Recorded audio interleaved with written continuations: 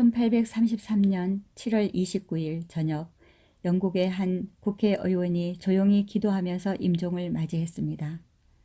그의 입술은 노래를 부르고 있었는데 그것은 어메이징 그레이스였습니다.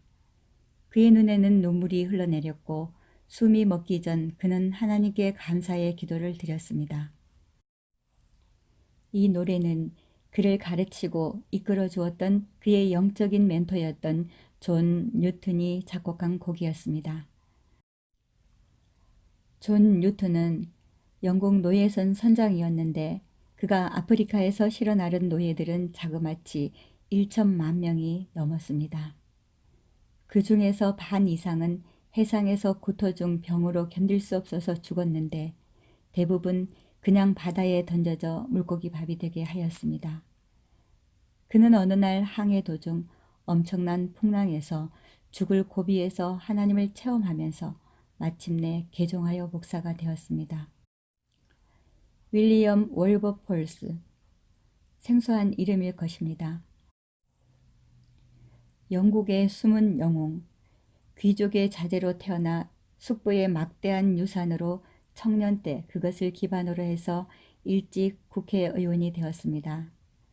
잠깐 정치의 환멸을 느끼고 목회자가 되고자 했으나 그의 스승인 존 뉴턴 목사는 그가 정치인으로서의 달란트를 발견하고 목회자보다는 참다운 크리스천으로서의 소명을 다하는 정치가가 될 것을 적극 권장했습니다.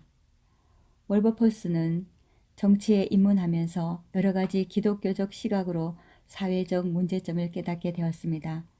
그래서 그는 사회적 영향력이 있는 사람들을 모아 클랩함 공동체를 만들었습니다.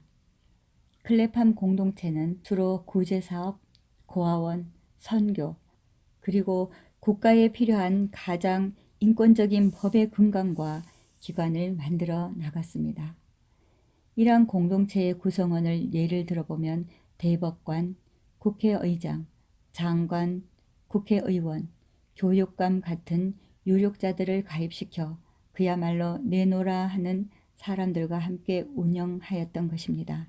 이때 세계 최초로 만들어진 법안들이 많았는데 아동 근로금지법은 산업화하는데 굴뚝 청소 등 아이들이 많이 떨어져 죽거나 산업재해로 희생을 당하는 것을 아예 법으로 금지시켰습니다.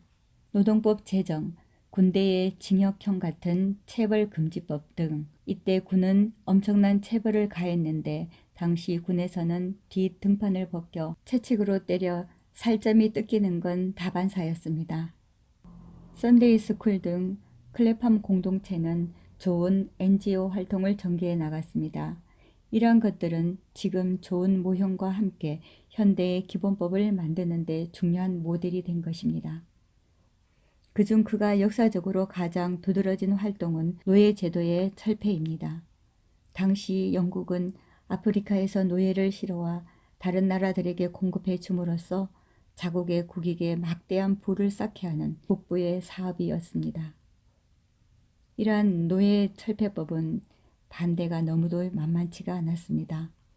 이로 인해 2번의 암살로 죽을 고비도 넘겼고 말할 수 없는 어려움에 봉착하기도 했습니다.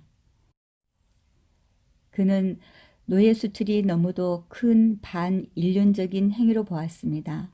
주로 미국, 프랑스 등에 수출하고 가장 많이 수출하는 곳이 미국이었는데 이러한 수출의 대가는 당시 원목 등 막대한 지하 자원이었습니다. 막강한 해상권을 장악한 영국의 강한 국력으로 인해 유럽에 이를 되팔아 막대한 수익을 올릴 때였습니다. 국가 총 수입의 30%가 넘었습니다. 만약 어느 정치가가 우리나라 삼성의 생산품인 반도체와 칩 수출을 중단해야 된다고 한다면 당최 이해가 되지도 않을 뿐더러 그는 반국가 인사로 지탄을 받을 뿐 아니라 국민, 국가 모두가 받는 데미지는 상상하기 힘들 것입니다. 이처럼 노예 수출은 영국에서는 너무나도 중요한 무역이었습니다.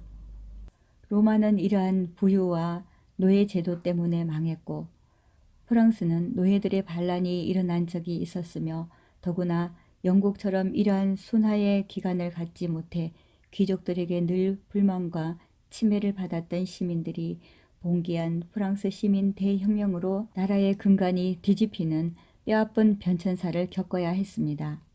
그러나 영국은 월버폴스의 이러한 끊임없는 운동으로 모두 피해갈 수 있었고, 그의 희생으로 여러한 순화의 기간을 거쳐 안정적인 근대화로 정착할 수 있었을 뿐 아니라 한때 세계적으로 가장 강력한 나라가 되었던 것입니다. 이윽고 비로소 그가 목숨을 바쳐 노력한 결과 30년 만에 노예법 철폐가 국회에서 통과되었습니다. 링컨이 미국의 노예를 해방시켰다고 하지만 영국이 미국의 노예 수출을 금지함으로 실질적 노예제가 없어지리라는 것은 자명했습니다. 이러한 위대한 정치가가 있었기에 처칠이 탄생됐고 철의 여왕 대처가 있었던 것입니다. 30년 동안의 정치 활동을 통해 전력을 다했던 그는 법이 통과된 딱 일주일 후 눈물로 그의 스승 존 뉴턴이 작곡한 어메이징 그레스를 부르면서 하나님께 감사하며 숨을 거두었습니다.